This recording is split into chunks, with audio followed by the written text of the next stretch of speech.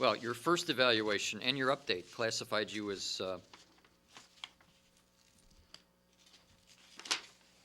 high-risk dependent. Let's see here. No, the update didn't classify me as dependent. I'll show it to you. Let me add that the petitioner scored 60 on the Mormon-Filkins in the uniform report, classified as problem drinker.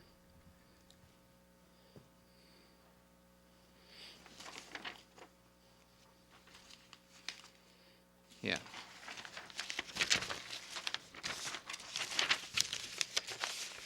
Uniform report classified you as high-risk symptoms of dependence, correct? Is this the first one? The first one. Yes, yes. And the update, you agree that's the update that I showed you earlier, petitioner's exhibit number 2?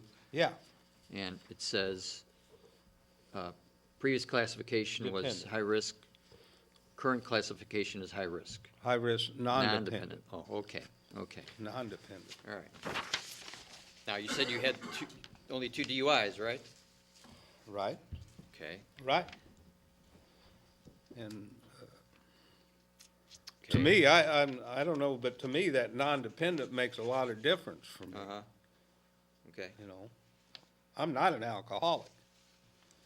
They said so right there in that, The update. in my last treatment. Okay. Well, let's go over that. It says here in the update that your original classification at the end of his primary treatment, and you did 75 hours of Yes. high-risk treatment or treatment for alcoholism. Outpatient treatment. And yes. and that was in, well, it says here between, well, okay, we'll get into that later in a moment. The current classification of high-risk non-dependent is justified by his diagnosis of adjustment disorder with anxiety. Upon the end of primary treatment and into the aftercare process, it was determined that Mr. Meza had an ongoing adjustment disorder for years. His prior alcohol use and legal problems were in response to his adjustment issues. Am I going too fast for you? No, no. Mr. Meza came from the streets of Chicago, in which he was a gang member. That came with maladaptive behaviors. Through time, Mr. Meza did end up in prison, and that was for the cocaine offense? Yes, Now, was that before the first DUI? Or? yes. That was in 2001. Okay. Did you drink in prison? No, So no you were- hooch. Would that be the only time when you didn't use alcohol and drugs? When you're in prison? Yeah, After his prison stay, Mr. Meza began working on turning his life around. During the aftercare, he processed the violence he experienced in the streets in detail. Appropriate counseling and therapy was delivered to deal with these adjustment issues. Since that time, he's successfully demonstrated the ability to drink alcohol in a social situation with non-problematic behaviors.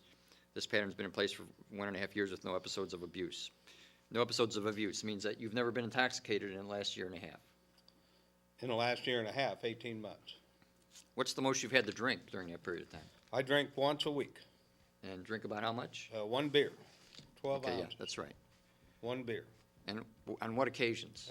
When I have dinner, specifically, usually on Wednesday night. And why is that? What's Wednesday Because night? that's when, in the middle of the week, I can have a beer with my dinner. And I don't drink on the weekends. So do you like purposely drink on Wednesday nights? Yeah.